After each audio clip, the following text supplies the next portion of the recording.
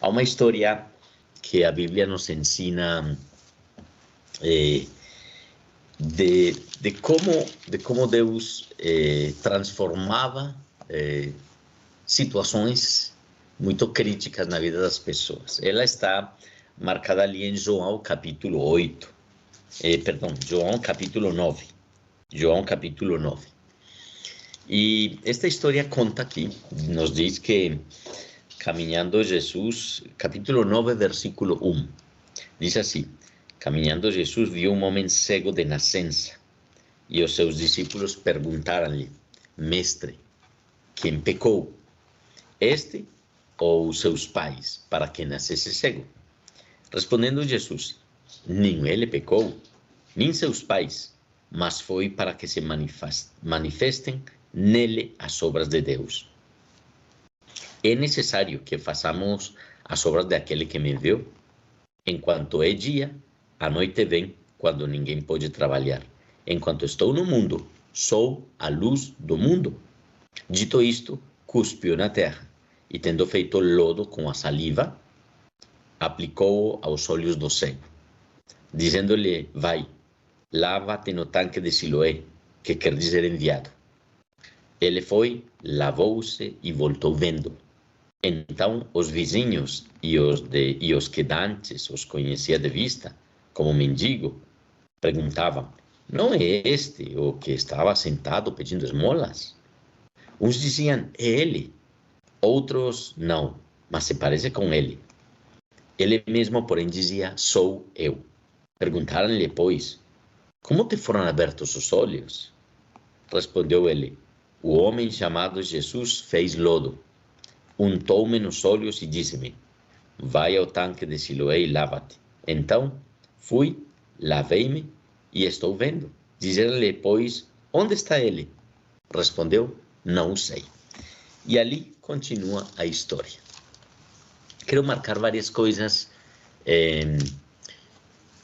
interessantes aqui neste processo que temos, e é um processo que nos leva a poder conhecer um pouco mais de Jesus, mas vamos estudar por quê.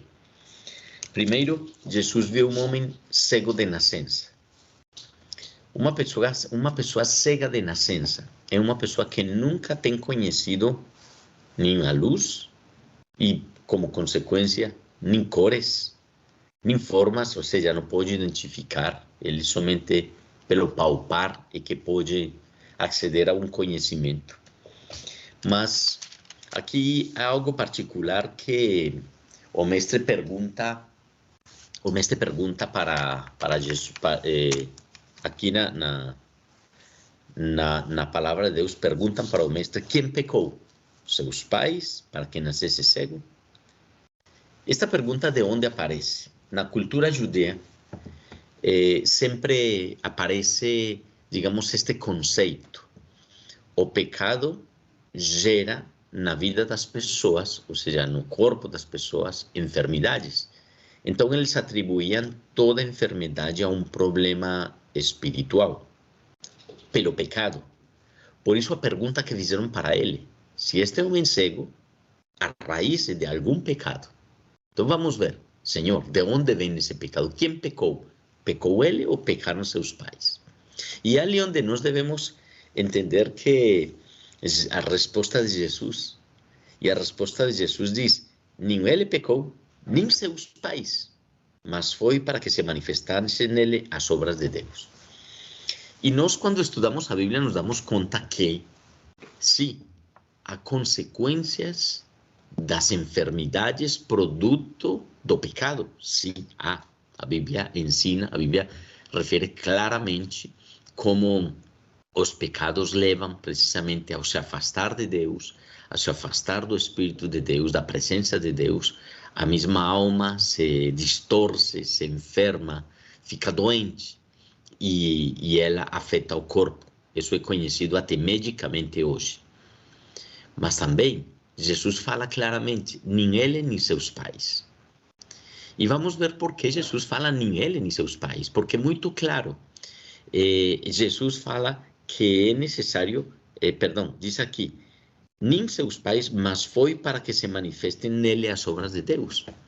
Há situações que Deus, obviamente, também permite na vida das pessoas para que sua glória se manifeste. Quando nós falamos de formar o nosso caráter é formado no meio das situações difíceis. Nunca um esportista vai ser formado no seu corpo, na sua disciplina, se ele fica dormindo ou se ele não faz exercício. O caráter de um esportista se dá na insistência, persistência e não desistência de fazer, de trabalhar, de se esforçar. Então, quando nós falamos do caráter, o caráter se forma no meio das dificuldades. Quando você passa por uma dificuldade, seu caráter fica muito mais firme, muito mais fortalecido, porque você dependeu de Deus. O seu caráter fica muito mais fraco, muito mais débil, produto de depender de si mesmo e das circunstâncias. E é por isso que vemos hoje tantas pessoas que sofrem de ansiedade. A ansiedade é o mal do século. A depressão são características que as pessoas têm. Por quê? Porque seu caráter não tem sido formado nos princípios e princípios estabelecidos para a sua vida, como é o conhecimento de Deus e como é depender de Deus e entender os processos.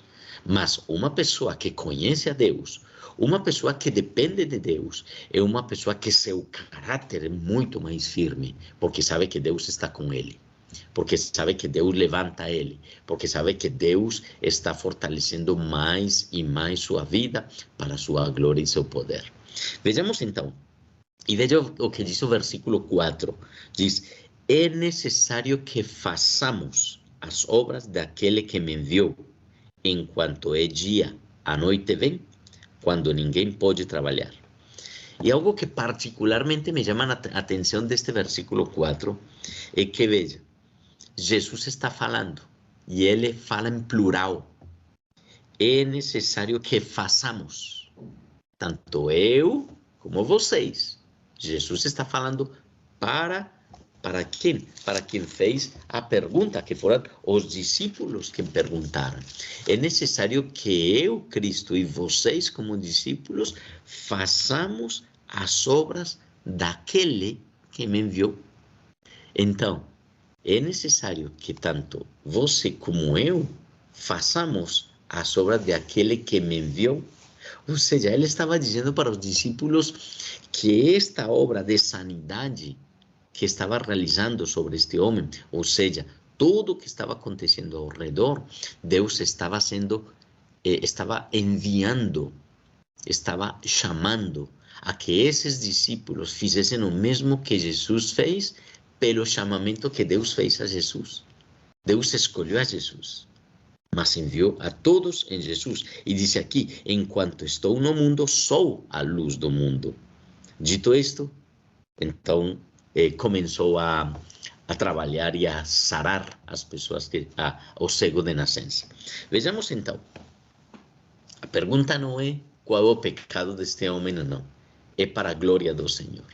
E o que nós devemos ver cada dia em nosso diário caminhar, as situações que temos, os conflitos que temos, os problemas que temos, as situações que temos.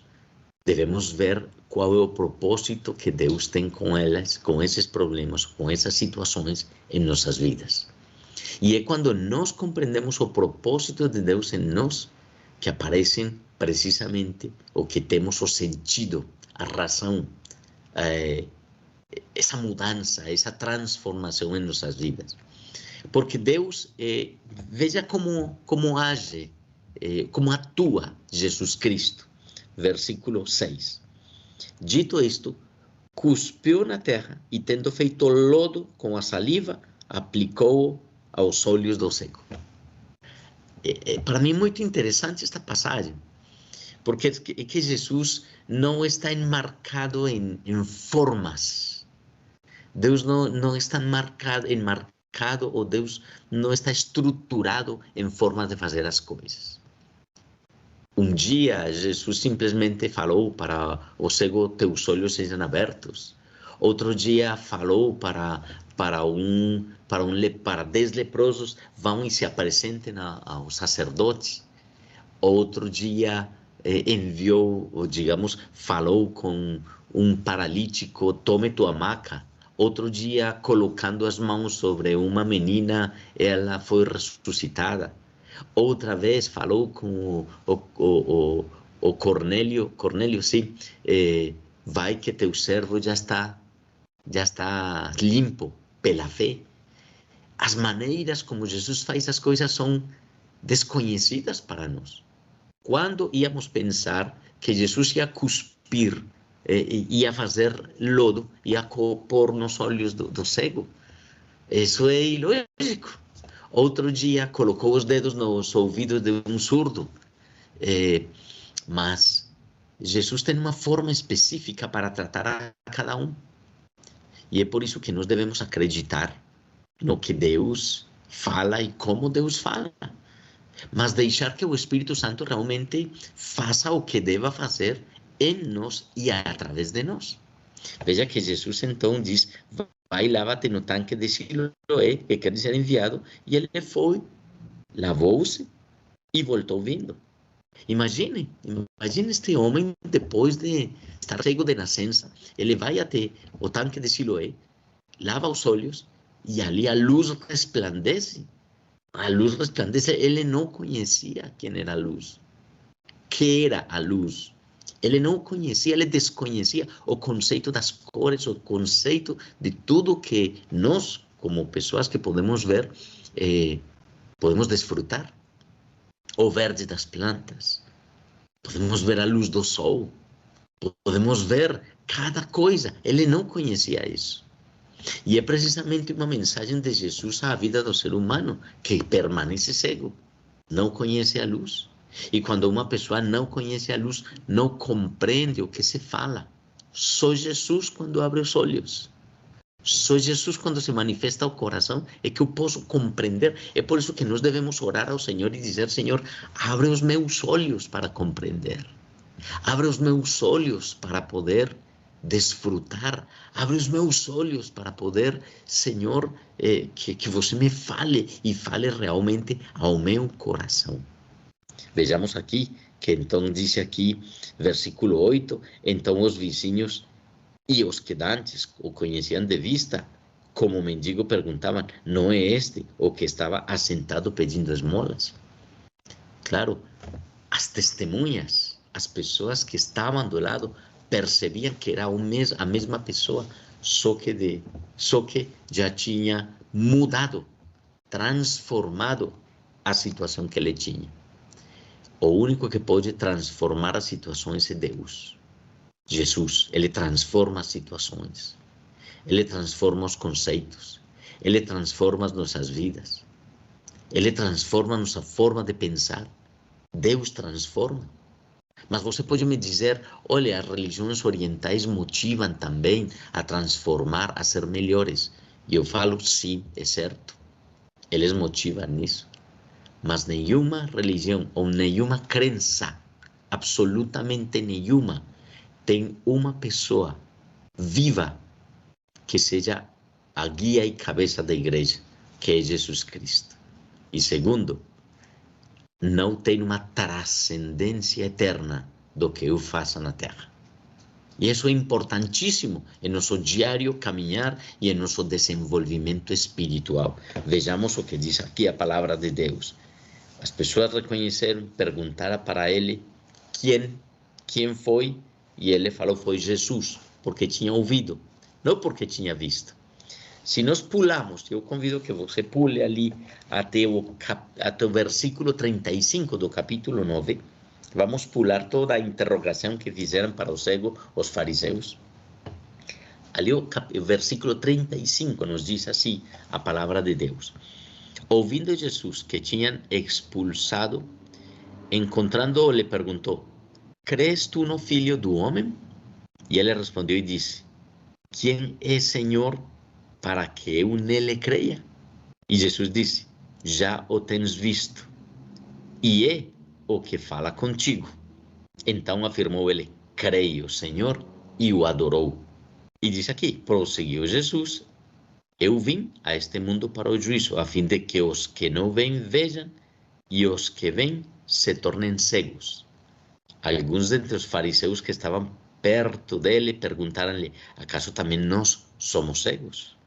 Respondeu Jesus: se fosseis cegos, não tereis pecado algum, mas porque agora dizeis, nós vemos, subsiste vosso pecado. Veja então aqui, vamos aqui entrar em outra análise a respeito da mesma circunstância. Jesus, então, se encontra novamente com o homem. Eu creio que cada ser humano tem a oportunidade que Deus abra os olhos. E é o que a Bíblia fala. O Espírito Santo é quem chega ao coração de cada homem. E toda língua, todo olho, todo espírito deve reconhecer que Jesus é o Senhor. Mas Deus dá a oportunidade a cada ser humano de conhecer Jesus. Jesus, ou melhor, Deus, abre os olhos de cada pessoa. O que significa abrir os olhos? Abrir os olhos é reconhecer. Abrir os olhos é poder dizer: olha, eu necessito de Jesus. Abrir os olhos é poder entender que num momento da minha vida, da minha história, Jesus se apresenta a mim, ao meu coração, e eu falo: Jesus é Deus, Ele é o meu Senhor. Alguns sendo muito novos, sendo crianças, outros sendo jovens, outros sendo adultos, outros já sendo velhos, idosos.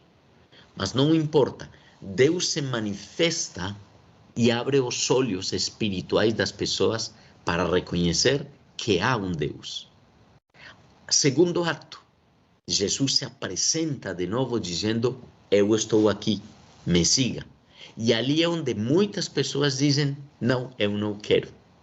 Depois de ser abertos os olhos, se abrem os olhos, a pessoa toma a decisão, depois de abrir os olhos, que a pessoa seguir a Cristo ou a pessoa não seguir a Cristo. E ali é onde está a salvação ou a condenação.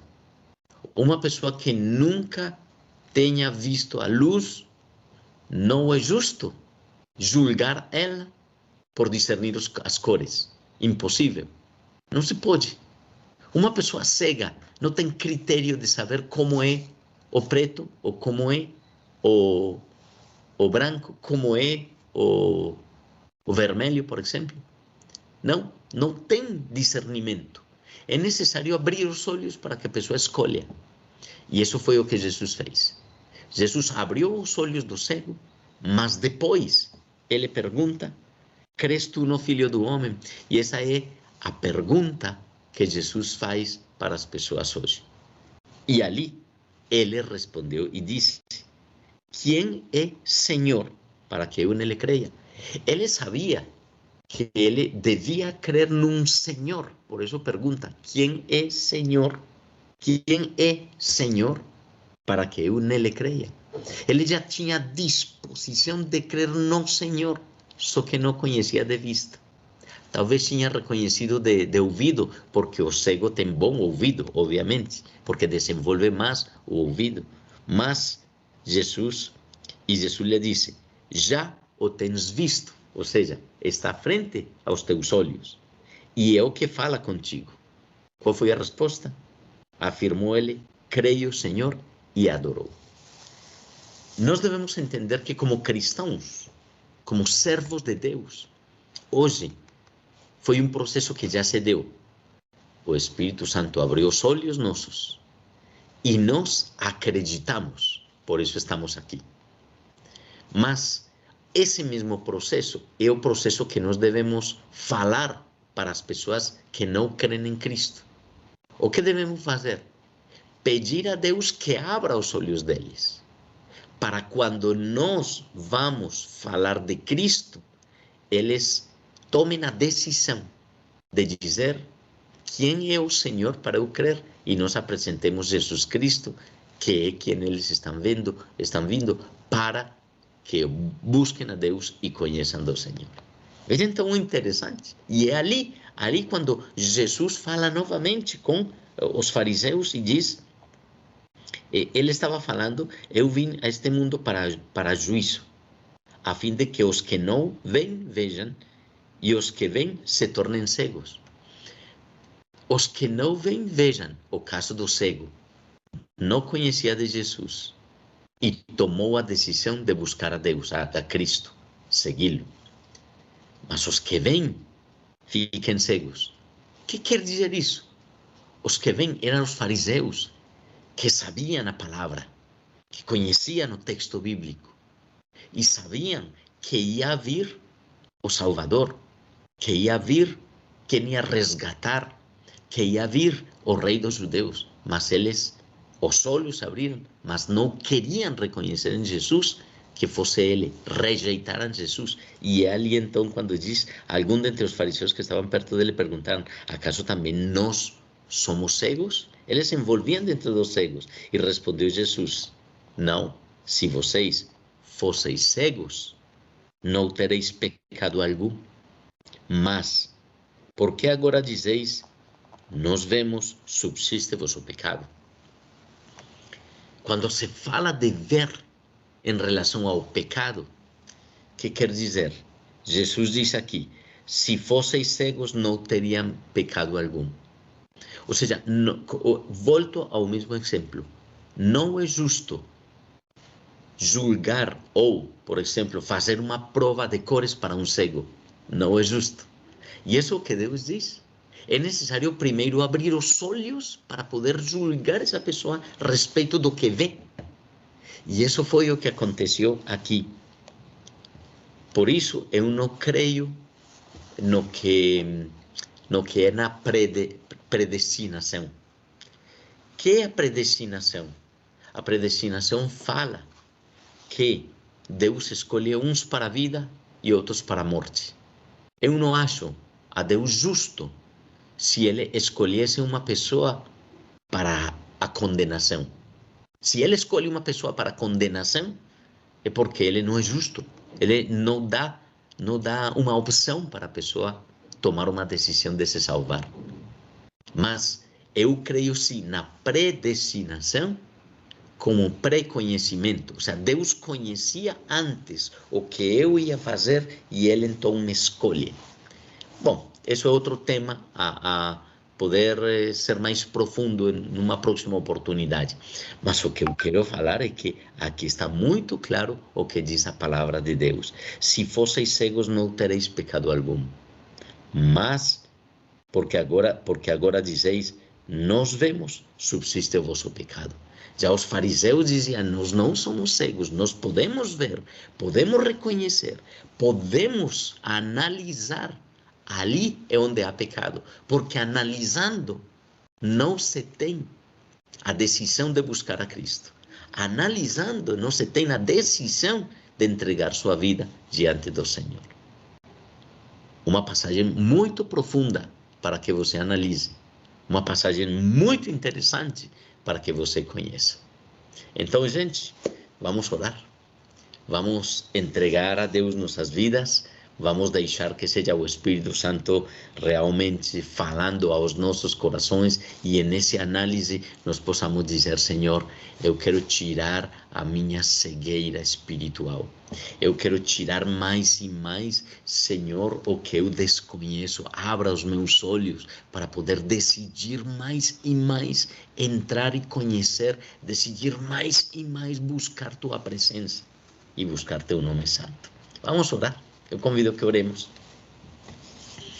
Amado Pai dos céus, é maravilhoso poder estar aqui e poder entregar nossas vidas diante da Tua presença, glorificando, exaltando, honrando Teu nome. Amado Deus, hoje necessitamos, Senhor, pedir que você abra os nossos olhos espirituais, para poder enxergar mais Tua presença em nós, para poder não ver envasado, Senhor, o futuro, porque dependemos tanto do humano, senão que com clareza possamos, Senhor, viver em Ti e para a Tua glória.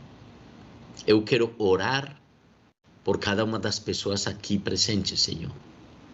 Eu quero orar porque eu sei que Eloí, que Jéssica, que Mônica, porque eu sei, Senhor, que tanto o Senhor Germán como Sabrina, o Senhor, estão aqui conectados e desejam cada dia se alimentar mais e mais da Tua palavra. É maravilhoso poder encontrar segredos na palavra de Deus. E quando a Bíblia fala da cegueira, quem é cego não tem pecado. E isso é claro, Senhor, porque não tem se mostrado a lei e não tem se mostrado o Senhor também a misericórdia. Mas quando se abrem os olhos, se compreende a grandeza do Senhor e posso decidir e discernir entre a luz e as trevas e seguir a luz, Senhor. Eu quero orar, Senhor, em nome de Jesus, por cada um deles, para que você abra os olhos do seu entendimento. E em nome de Jesus eu oro, Senhor, para que Tua fortaleza, para que Tua grandeza seja com eles. Eu oro em nome de Cristo, para que seja você mesmo tocando cada coração, cada vida. Eu oro em nome de Jesus, para que seja você, Pai amado, obrando de maneira perfeita e sobrenatural sobre suas vidas. Eu oro em nome de Jesus, Senhor, para que você traga clareza nas decisões, nos pensamentos, para que, Senhor, a decisão do nosso coração seja uma, e essa decisão seja buscar e viver de acordo à Tua palavra e de acordo à Tua direção. Obrigado, Senhor. Quero louvar, quero exaltar, quero honrar Teu nome, Senhor. Quero orar, Senhor, para que a grandeza, Teu poder e Teu nome santo seja glorificado nesta manhã. Amado Deus, em nome de Jesus, as nossas debilidades, Senhor, se tornem fortaleza por acreditar em Ti. A nossa doença se torne, Senhor, em saúde por acreditar em Ti. A nossa tristeza se torne alegria. A nossa solidão se torne, Senhor, em plenitude, porque sei que você está comigo. Senhor, a nossa escravidão se torne em liberdade. Tira a corrente, Senhor, que ata nossas vidas. Tira a corrente, Senhor, que impedem o crescimento e a realização em Ti. Amado Deus, obrigado. Obrigado pela luz, obrigado pela vida. Obrigado, Senhor, pela presença do Teu Santo Espírito aqui. Maravilhoso Deus, continua tocando, continua fazendo, continua obrando em nossas vidas neste dia maravilhoso e especial. Toma as pessoas que amamos, os nossos pais, os nossos irmãos, os nossos filhos, o nosso cônjuge, Senhor. Senhor, que este dia seja maravilhoso, Senhor, em restauração, em poder entender que você tem um plano perfeito em nós, como teve um plano com este cego, como teve um plano com esta pessoa, Senhor, para compreender os propósitos eternos do Teu amor e da Tua grandeza. Damos graças, Senhor. Damos louvor, exaltação, honra, glória, somente a Ti, bendito Deus, em nome de Cristo Jesus e no poder do Teu Santo Espírito. Amém. Amém, família.